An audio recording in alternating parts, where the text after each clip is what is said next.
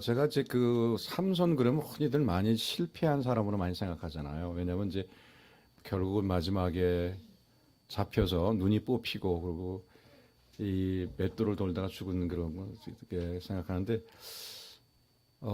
그게 아닌 것 같아요. 제가 말씀 묵상해 보니까 정반대라는 걸 제가 발견을 해서 그걸 같이 나눴으면 좋겠다 그래서 같이 나누겠습니다.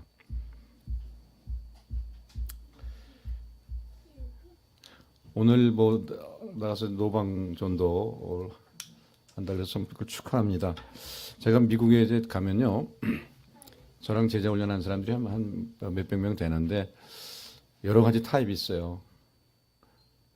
이제 가장 흔한 타입이 이제 뭐 삼겹살 사주고 이제 언제 가서 이렇게 물어보는 사람인데 제가 어디 그 칸인 마켓에 탁 갔는데 그 앞에서 정말 그 전도를 하고 있는 모습을 보는데 제가 정말 그 친구 볼 때 제일 자랑스럽더라고요. 예, 그래서 오늘 좋은 시간 가시기 바랍니다. 이제 그 우리가 지난번에도 감사에 대해서 얘기했는데 감사의 원인을 그 감사를 하려면 뭔가 우리가 눈에 보이기 괜찮은 게 있어야 감사할 텐데 어떤 경우 그게 없는 경우가 꽤 많이 있어요. 우리가 살다 보면 우리가 원하지 않더라도 삶에 굴곡이 있고 힘들 때 대표적인 게 뭐 욥이잖아요.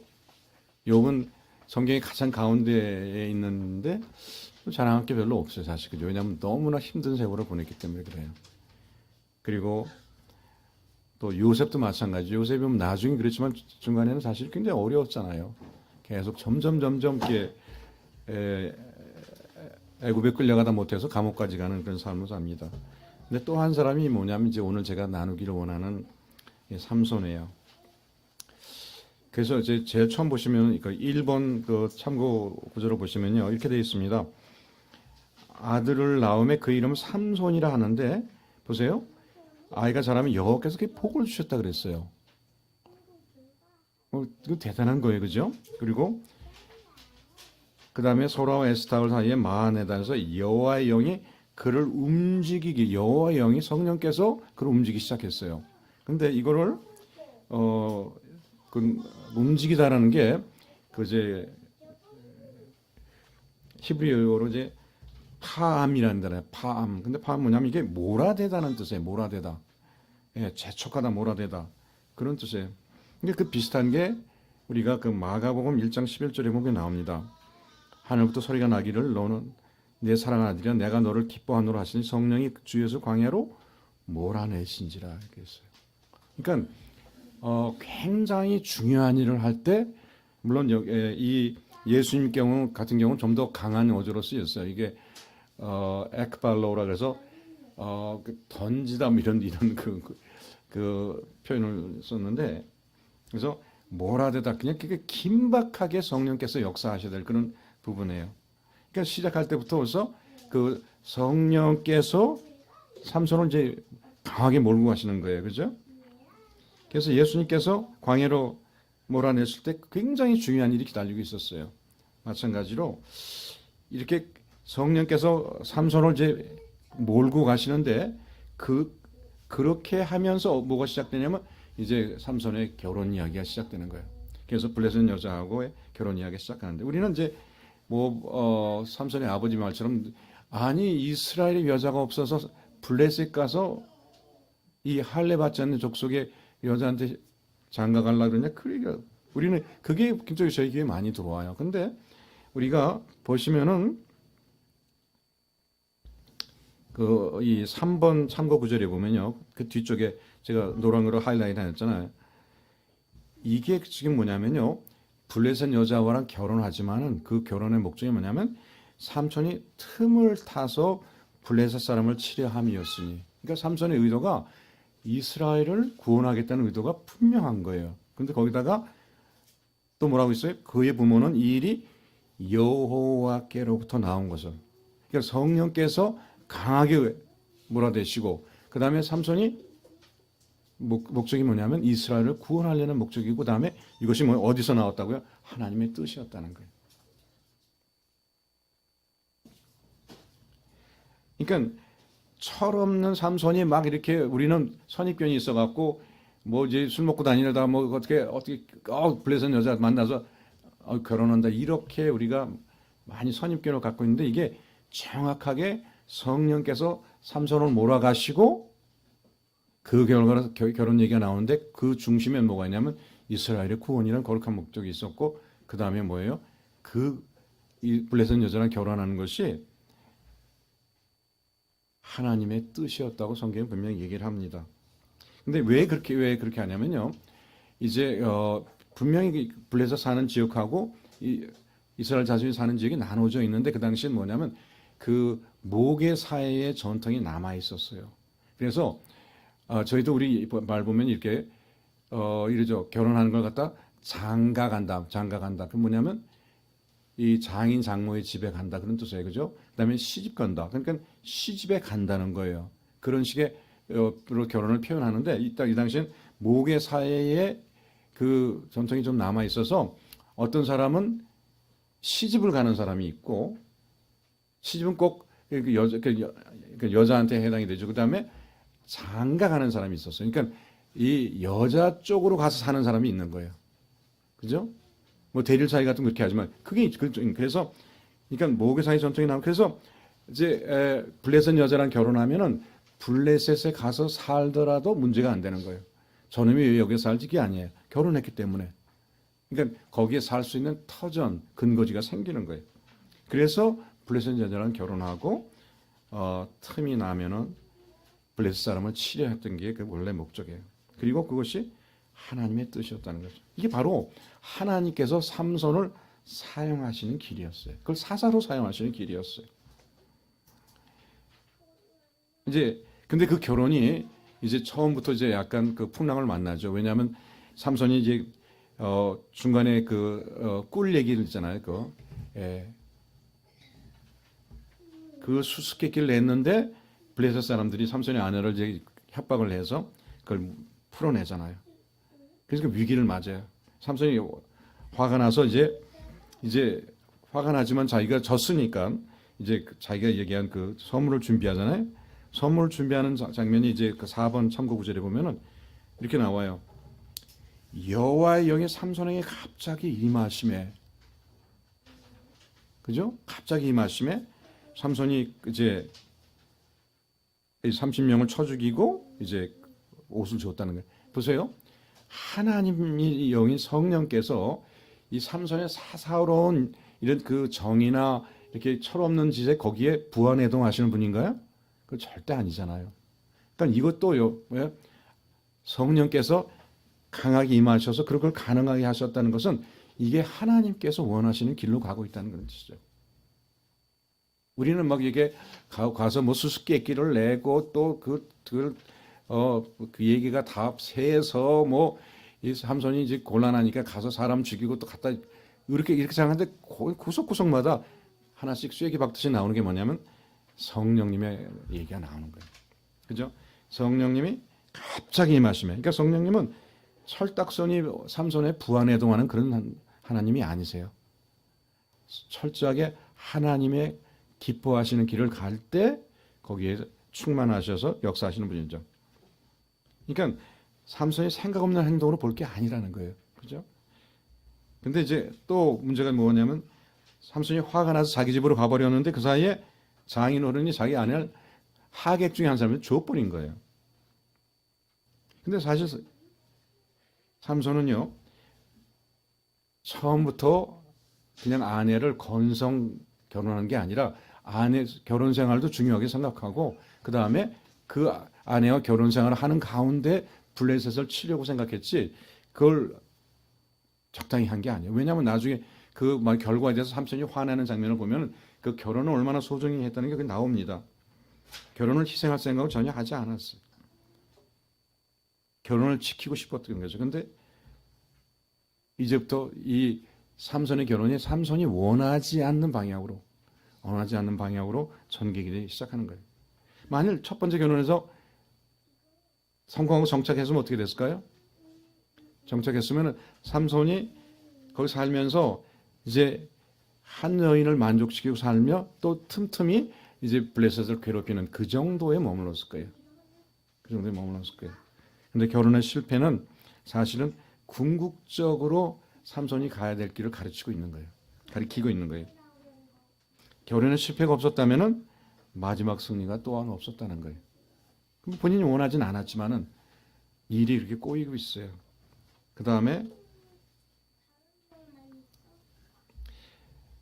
이제 일이 이제 이렇게 점점 더 꼬여가는데 자기 부인을 딴 사람 줘버리니까 화가 나서 이제 여우 300마리를 잡아서 꼬리에다 불을 붙여갖고 하니까 얼마나 여우가 그냥 얼마나 사방 다니면서 불을 질렀겠어요. 그래갖고 엄청난 넓은 그 땅을 태워버리니까 블레셋 사람들이 그 원인을 따져보니까 저 삼손이라는 친구랑 이렇게 엉킨 문제가 나오죠. 그래서 그 장인 어른과 그 아내를 죽여버린 거예요. 그 여기서 삼손이 도저히 참지 못하는 그러니까 그 아내를 생각하는 마음이 있었기 때문에 그게 순수하다는 걸 여기서 보여주죠. 그래서 이제 특별로 블레셋 사람들을 갖다가 1000명을 죽여버렸어요. 그게 그러니까 자기 아내를 사랑하는 마음이 그만큼 있었다는 거예요. 1000명을 죽이니까 근데 죽인 다음에 너무 힘들어서 기도를 합니다. 너무 기도를 하는데 제가 참고 구절 5번을 말하는 기도하는데 하나님이 한 우묵한 것을 터뜨리시니 거기서 물이 솟아나는지라. 이거는 사실은 우리가 출애굽할 때 광야에서 보던 장면이에요. 그죠? 예, 땅에서 샘이 확 솟아나오는 거예요. 이런 기적을 베푸신다는 거예요. 근데 이런 기적을 삼손이 그냥 철없이 막 방방 뛰는 거기에 하나님께서 기적을 베푸실까요? 절대 아니에요. 하나님의 길을 가고 있다는 거예요. 지금 일은 엉켜나가고 있고 결혼은 망가졌고 아내는 죽었지만 이게 하나님께서 정해 주신 그 길로 가고 있다는 걸 어떻게 하나님의 기적으로 성령이 함께 하심으로 보여주고 있는 거예요. 이게 하나님께서 정하신 길이에요. 삼손은 절대 원하지 않았어. 삼손은 그저 그 여자랑 잘 살고 싶었을 거예요. 근데 그것이 결국은 뭐예요? 일이 엉켜서 자기 아내가 죽게 되고 복수를 해서 1000명을 죽이는데 그것이 거기에 하나님께서 이것이 하나님의 길 가운데 있다는 것을 알려주기 위해서 샘을 터치시는 거예요. 근데 그 다음에 마지막에 이렇게 나옵니다. 삼손이 이스라엘의 사사로 20년 동안 지냈더라. 그러니까 뭐냐면 지금 삼손이 가는 길이 보면 천방지축 같고 말이에요. 정말 걷잡을 수 없이 사방으로 튀는 말 같은데 그걸 성경에서 뭐라고 정의하냐면 삼손이 사사로 20년 동안 지냈다. 성경이 정의해요. 딱 정의해버려요. 그 다음에 이제 여기 삼손은 이제 여자가 3명 나오는데 이제 두 번째 여자가 나옵니다. 이제 여러분들이 그 6번 참고 구절을 보면은 이제 삼손이 가사 여기도 이제 블레셋 지방이죠. 기생을 보고 갔는데 이 사람이요 그냥 놀러 갔고 여자와 즐기러 갔으면은 한밤중에 일어날 필요가 없어요. 그죠? 한밤중에 일어나서 뭐 했어요? 아무도 깨어 있는 사람이 없는 때에 가서 그냥 그 성문짝을 갖다가 그냥 들어갖고 들고 날라버린 거예요. 근데 이 사람이 여자와 놀러 간 사람이라면 이렇게 안 합니다. 그때는 뭐 잘 때거나 아니면 뭐 술 마시거나 뭐 이렇게 해야 되는 건데 이 사람은 왜 그때까지 기다렸을까요? 그때 아무도 방해받지 않고 그 가사의 문짝을 갖다가 완전히 부셔갖고 가사의 경고를 주게 한 거예요. 그런 거예요. 문짝과 문설주와 문변을 다 빼갖고 어깨에 들고 엄청 클 텐데 말이야. 대단한 사람이에요. 그래서 그걸 헤브론이면 이제 그 유다의 한가운데 있는 도시인데 거기까지 간 거예요. 이제 바닷가에 이제 블레셋 도시가 있으면은 거기까지 그걸 들고 간 거예요. 그러니까 그 사람이 간 것이 질펀하게 놀러 간 게 아니라는 거예요. 마치 이것을 보니까 제가 그런 생각이 나더라고요. 그러니까 그 정탐꾼 두 사람이 그 기생 라합의 집에 갔잖아요. 그 생각이 나더라고요. 그런 거예요 지금. 이제 삼손이 그렇게 간 거예요. 근데 사실은 보세요. 이 가사는 이제 해변가에 있는 도시인데 거기서 이제 내륙 한참 깊은 그 헤브론까지 그 무거운 거 같은 걸 들고 갈 때 거기에 수많은 이스라엘 사람들이 봤을 거 아니에요. 그걸 또 물어봤을 거 아니에요. 이게 저게 뭐냐? 그러니까 삼손이 뭐라고? 이거 헤브론 성문짝입니다. 근데 그런 모습을 보면서도 이스라엘 백성들은요, 그 삼손과 함께 블레셋을 쳐서 이스라엘 구원할 생각 사람들이 안 하는 거예요. 그만큼 사람들이 영적으로 아주 굉장히 약해 있고 하나님에 대한 믿음이 아주 최소로 있을 때예요. 그렇기 때문에 삼손이 혼자서 이걸 하고 있는 거예요. 혼자서.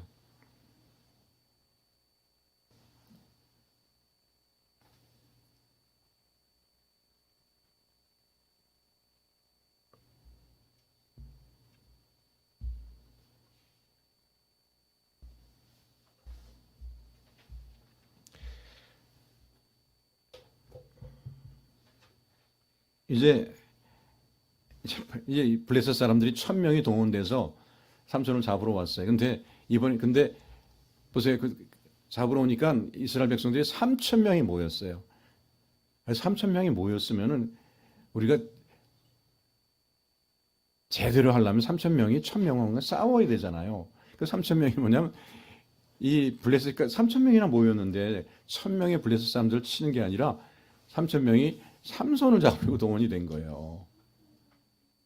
이게 바로 그 당시에 이스라엘 백성들의 참 그 땅에 떨어진 스피릿이었어요.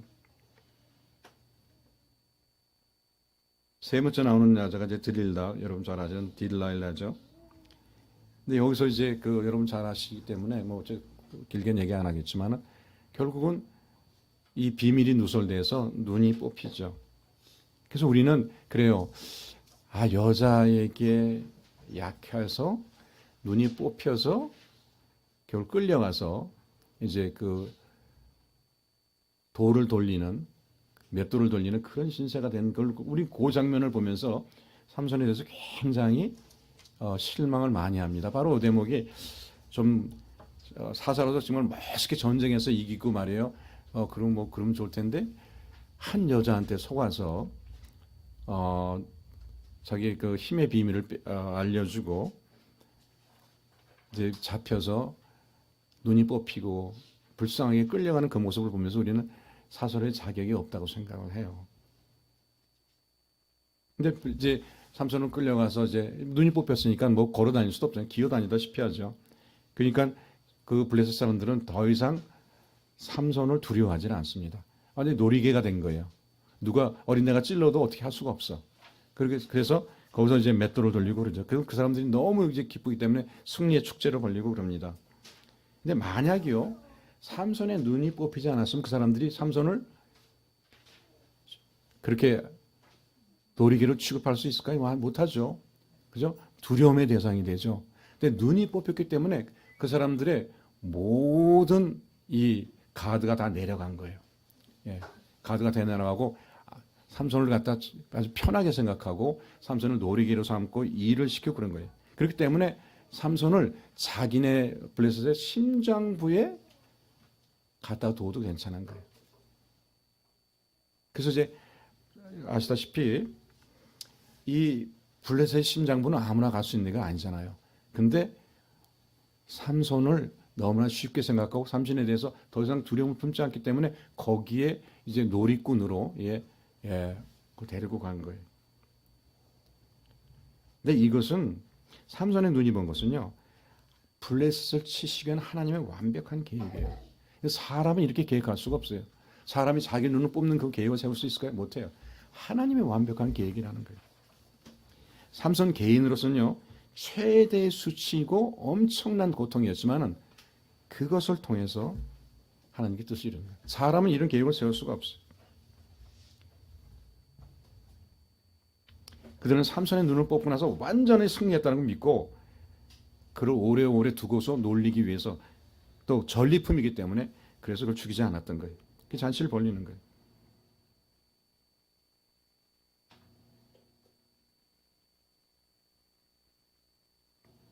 그래서 삼손을 이제 그들의 잔치가 벌리는 날 이제 그걸 불러서 그걸 놀이를 하게 한 다음에 놀이를 하게 하죠. 근데 거기서 삼손이 이제 양쪽 기둥을 잡고서 예, 그걸 무너뜨려서 2층에만 3천 명인가 아래는 3천 명보다 더 많이 있었어요. 근데 그 사람들 다 뭐예요? 블레셋의 가장 중요한 사람들이에요. 그러니까 대통령부터 다 있는 거예요. 오래전에 한국에 참 그 한동안 그 정치가 안정되고 경제가 안정된 적이 있었어요.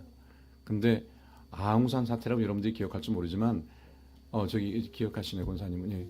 거기에 그냥 그 한국의 키맨들 모든 특보 이런 사람들이 한꺼번에 죽었어요. 북한이 사주한 그 폭발 사건 때문에 그 아웅산 사태를 해서 대통령은 겨우 살았고 그 이후로 우리 경제가 굉장히 힘들었었어요. 왜? 중요한 엘리트들이 다 죽은 거예요 거기서. 대통령 보좌관들이 다 죽었어. 마찬가지로 여기 뭐예요? 그 6천 명이라는 사람들은요, 그냥 그 아무나 모아서 6천 명이 아니라 블레셋 전체에서 가장 중요한 사람들, 가장 그 높은 관직을 가진 사람들, 중요한 사령관 뭐 이런 사람들 다 해서 그렇게 해서 6천 명을 한꺼번에 죽여버린 거예요. 이건요, 만약 우리가 10만이라는 군대를 가지고 가서 블레셋 싸우더라도 절대 이룰 수 없는 거예요. 병사들이는 몇 명 죽을지 몰라도 그 가장 노른자 같은 사람들을 갖다가 6천 명을 한꺼번에 죽인 거예요. 이거는 하나님께서 블레셋을 치시려는 완벽한 계획, 하나님의 계획이에요. 우리는 이제 이 삼손의 첫 번째 결혼이 뭐 무너지고 이런 과정을 보면서 뭐 삼손이란 철없는 사람이 그냥 그 천방지축을 뛰는 것 같이 보이지만 거기는 철저한 하나님의 계획과 성령님의 인도하심이 있었다는 걸 우리가 볼 수가 있어요. 오히려 삼손은 뭐예요? 자기는 그래도 안정된 결혼을 하고 싶었고 그랬지만은 그것이 일이 꼬이는 가운데 자기 교회 마지막에는 정말 그 누구도 이르죠. 그 당시에는 이스라엘 백성들이 아무도 준비가 안 돼 있기 때문에 삼손 혼자서밖에 그걸 할 수가 없었어요. 근데 그 혼자서 이스라엘의 핵심 멤버 6천 명을 한꺼번에 죽이고 자기도 죽지만은 그런 걸 통해서 삼손이 하나님의 그 블레셋을 치시는 계획을 완벽하게 이루는 모습을 봅니다. 그래서 성경은 뭐냐면 삼손이 죽을 때 죽인 자가 살았을 때 죽인 자보다 더욱 많았더라. 그래서 삼손은 정말 하나님께 이스라엘 백성들은 다 정신이 없고 어떤 그 뭐라 그럴까요? 그러니까 노예 생활에 익숙해져서 어떤 하나님 나라를 회복하겠다는 그런 생각 아니면은 이스라엘 나라를 회복하겠다는 그런 생각이 전혀 없고 그럴 자신도 없고 의도도 없고 그런 배짱도 없고 아무것도 없을 때 그때 삼손이라는 사사 한 사람을 통해서 그런 일이 이루어졌어요. 그래서 삼손이 죽을 때 죽인 자가 살았을 때 죽인 자가 더욱 많더라. 이렇게 얘기하죠.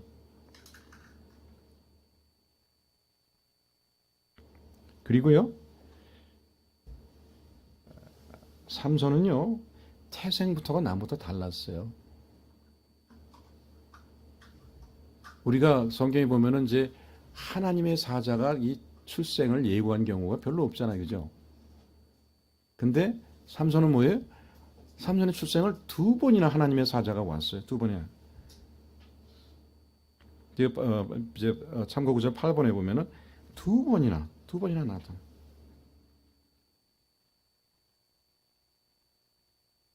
처음에는 이제 그 삼손 어머니가 있을 때 혼자 나타났다. 다음엔 이제 둘이 같이 있을 때 나타났습니다. 그럴 정도로 삼손의 출생부터가 남달랐어요. 우리가 뭐 세례 요한이나 예수님 정도는 하나님이 미리 얘기하셨지만 나머지 그런 사람이 사실 없잖아요.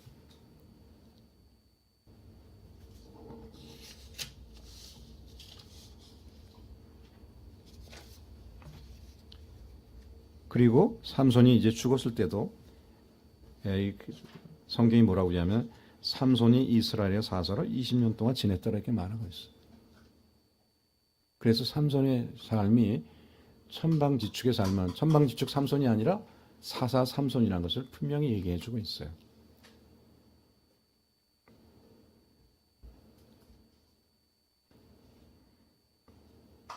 사실 요셉도 보면요, 우리는 그 끝이 좋으니까 그렇지만 사실은 요셉은 하나님을 경외하고 하나님 앞에 살려 무진 애를 썼어요. 무진 애를 썼는데 처음엔 형제들한테 배반을 당하더니 끌려가서 이제. 근데 거기서 있다가 자기는 하나님을 경외하고 살려 굉장히 애를 썼잖아요.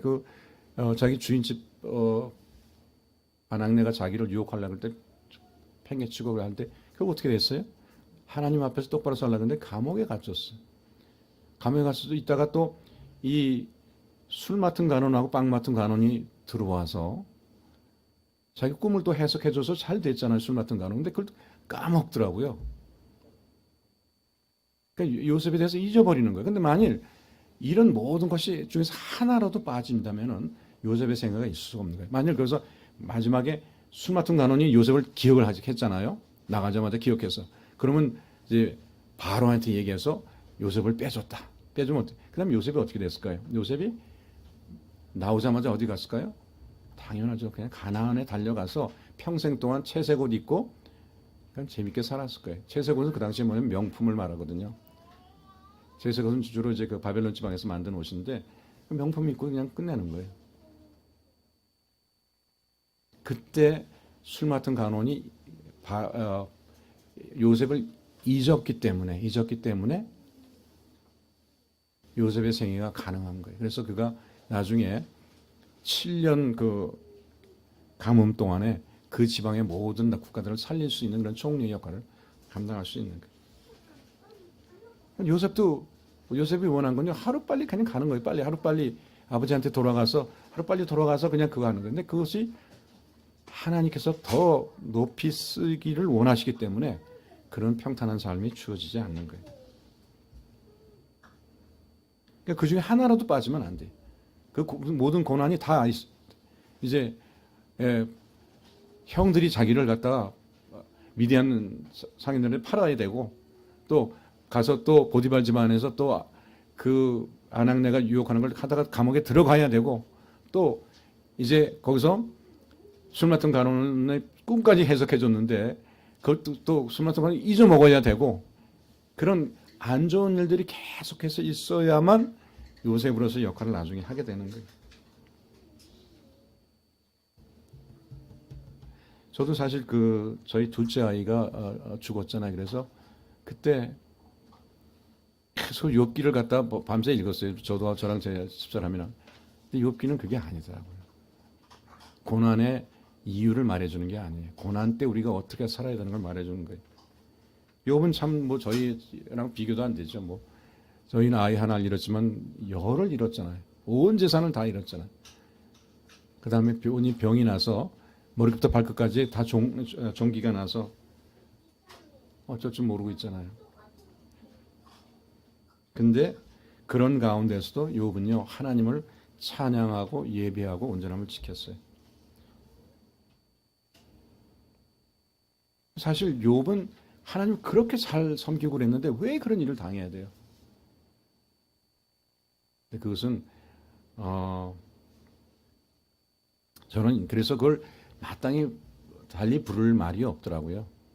그래서 제가 우리는 보통 사람으로 살도록 부름받은 사람도 있는데 어떤 사람은 하나님의 그 결과가 너무나 아름답고 또 결과가 너무나 고귀하고 또 풍성한 열매를 맺기 때문에 그래서 그런 경우는 제가 그래서 그냥 처음엔 영어로 그냥 higher calling 또 높은 부르심도 있구나.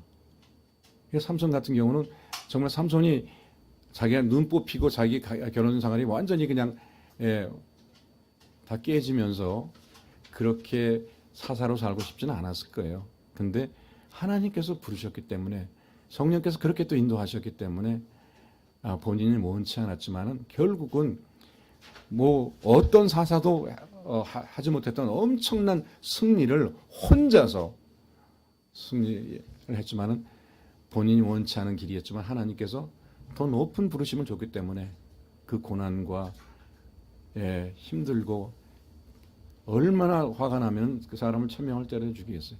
그 아내의 죽음에 대한 정말 가슴이 찢어졌기 때문에 그런 복수를 했다고 봐요. 그런 모든 것들이 하나님께서 삼손을 부르시는데 더 높은 부르심으로 불렀기 때문에 생애가 자기 개인의 삶은 완전히 엉망이 되고 아내가 죽고 자기 눈이 뽑히고 하지만은 삼손은 그렇게 높은 부르심을 따라서 그래요. 그렇게 사는 걸 볼 수가 있습니다. 마찬가지라고 봐요. 우리도 우리 삶을 살다 보면 참 굴곡이 있는데 이해가 안 될 때가 있어요. 근데 그것을 우리가 잘 이해를 해야 돼요. 우리는 나는 그냥 평범하게 살고 싶어. 평범하게 이제 아파트 화장실 하나쯤부터 시작해서 아파트 화장실 2개짜리로 가고 방 2개에서 3개 뭐 이렇게 하고 그냥 이렇게 살고 싶은데 하나님께서 어떤 경우에는 더 높은 부르심일 수가 있어요. 갑자기 병이 날 수도 있어요. 갑자기 경제적인 어려움일 수도 있어요. 근데 그것은 하나님의 백성은 결코 우연이 아니라는 거예요. 하나님 백성 그런 모든 과정이 나는 원하지 않아. 나는 원하지 않는데 근데 하나님께서 아주 높은 부르심 가운데 두셔서 욥과 같은 그런 상황에서 욥은 하나님을 찬양하고 그렇게 함으로 말미암아서 사단의 입을 완전히 막아버렸어요. 하나님의 영광을 끝없이 드러낸 그런 모습을 봅니다. 우리는 결코 그리스도인의 삶엔 우연이 없다고 봐요. 그래서 어떤 경우든 우리는 하나님께서는 여러분들이 제일 피해야 될 것은 내가 이렇게 뭐 좀 약간 우리가 별로 이렇게 원하지 않던 상황이 벌어질 때 이런 생각은 하지 마세요. 내가 뭘 잘못했지? 이렇게 생각하실 필요는 없어요. 왜냐하면 하나님께서는요 우리를 구원할 때 언제 구원했냐면요 두 가지를 얘기해요. 우리가 죄인 되었을 때라고 성경에서 나와요. 그러니까 우리가 죄인처럼 산다고 해서 우리를 구원하지 않으시는 게 아니에요. 우리를 사랑하지 않으시는 게 아니에요. 또 하나는 뭐냐? 조금 더 심하게 우리가 원수 되었을 때, 원수라는 건요, 그 인간 보면 막 그냥 가서 헤딩하고 싶고 막 그냥 쥐어뜯고 싶고 말이에요. 그냥 머리 끄덕고 싶고 막 그냥 코를 깨물고 싶고 그게 원수예요. 그럴 때, 우리가 하나님의 그런 원수의 위치에 있을 때 우리를 사랑하셨다는 거예요. 그러니까 여러분들이 뭐 내가 뭘 잘못했지 이렇게 생각하시면 여러분이 잘못 가시는 거예요. 우리한테 어떤 좀 우리가 원치 않은 일이 벌어져서 그거는 절대 우리가 그것 때문에 생긴 게 아니에요. 물론 하나님께서 우리를 고치시기 위해서 그렇게 하는 경우도 있지만 많은 경우에는 그럴 때 우리가 그런 가운데서도 우리가 하나님 앞에서의 진정, 하나님에서의 그 예배, 그다음에 우리가 찬양, 우리 온전함을 지켜나가는 굉장히 소중합니다. 바로 그것 때문에 그거 오는지도 몰라요.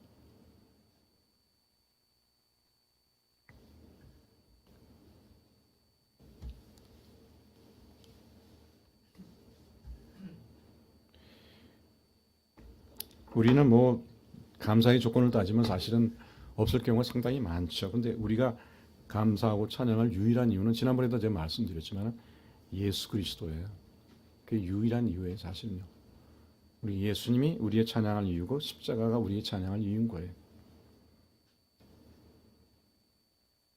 사실 뭐 예수님도 보세요. 예수님이 겟세마네 동산에서 이렇게 기도하셨어요. 예, 아버지여 만일 아버지의 뜻이거든 이 잔을 내게서 옮기시옵소서. 그러니까 십자가의 길도 사실은 예수님께서 그렇게 물론 이제 그걸 주셔야 되는 걸 아셨지만은 피하고 싶었던 길이에요, 사실은. 예수님이 피하고 싶었던 길이에요. 근데 그 길을 가심으로 말미암아서 인류 역사가 완전히 바뀌었잖아. 그리고 인류 역사의 생명의 길이 열린 거예요. 그거예요. 예수님도 절대 원치 않으셨어요. 가셔야 되는 건 아셨지만 원치는 않으셨어요. 왜냐하면 그게 얼마나 고통스러운 길인가 알기 때문에. 그러니까 우리도 살다 보면 삶의 굴곡이 생깁니다. 저도 뭐 저한테 그런 일이 생기리라고 저 생각도 못했어요. 저한테 그런 일이 생깁니다. 근데 하나님의 길에는 전혀 우연이 없어요. 제가 이렇게 말하면 좀 어떨지 모르지만은 그 일이 있은 이후로 제가 둘째 아이를 잃은 날 후하고 저는요 제 영적인 세계가 완전히 달라진 건 사실이에요. 그래서 러시아 사역을 좀 잘 감당하는지도 모르겠어요. 하나님께서는 더 큰 영광과 열매를 맺으시기 위해서 그렇게 하실 때가 있는 것 같아요. 근데 그것이 절대 누가 잘못하거나 그런 게 아니라 하나님께서 더 높은 부르심으로 부르실 때가 있다는 거죠. 그래서 삼손의 생애도 저도 옛날에 그 생각했어요. 뭐 정욕을 참지 못하는 삼손 뭐 이렇게 해서 그러니까 완전 천방지축과 그렇게 했는데 절대 아니라는 걸 두 번이나 하나님께서 삼손이 사사성을 분명히 선언하시고 그의 인생의 구비구비마다 성령께서 함께 하시고 그를 몰아내시고 성령께서 충만하시고 성령께서 강하게 임하셔서 능력의 역사를 또 기적을 보여주시고 이렇게 하면서 삼손이 그렇게 살기를 원하진 않았지만 그렇게 살았다는 거예요. 왜냐하면 더 높은 부르심이 있었기 때문에. 여기 보니까 아무도 더 높은 부르심을 원하지 않는 눈빛이에요. 그죠? 예, 그러니까 뭐 삼손도 원하지 않았어요. 예, 근데 하나님께서는 우리에게 영원한 시간 가운데서 영광스러움을 주시기 때문에 그래요. 그리고 그렇게 가장 높은 부르심을 그 길을 가신 분은 예수 그리스도 그분께서 원치 않으셨지만 십자가의 길 가셨기 때문에 우리가 안심할 수 있고 우리가 평강이 있고 우리가 우리가 영원한 소망 가운데 살 수 있는 거예요. 그래서 그리스도인은 원치는 않더라도 하나님께 그렇게 영광스럽게 부를 때가 있어요. 저도 그 당시에는 저희 아이들은 죽을 것 같지 않았어요. 죽고 있었어요. 실제로 몸이 죽고 있었어요. 제가 알았어요. 제가 이제 이러다 내가 죽는구나 그러고 이제 죽을 준비를 다 했었어요. 근데 하나님께서 저를 부르시는 게 목적이 아니었고 저를 통해서 더 큰 열매를 맺기를 원하시는 게 하나님의 뜻이었기 때문에 살아서 여러분에게 이렇게 말씀을 전하고 있는 거예요. 사실은 이 말씀은 작년 가을쯤에 전하고 싶었는데 할 때마다 계속 다른 전할 게 있어갖고 이제 올해 전하게 됐어요. 그래서 제가 이렇게 말씀을 이제 삼손을 묵상하면서 삼손이 절대 천방지축의 삶이 아니라 본인은 원하진 않았지만은 평범하지 않고 하나님께서 계획하신 가장 영광스럽고 가장 큰 열매를 가진 그런 사사로서의 삶을 살았다는 것을 여러분과 같이 나누고 싶었습니다. 네, 마치겠습니다.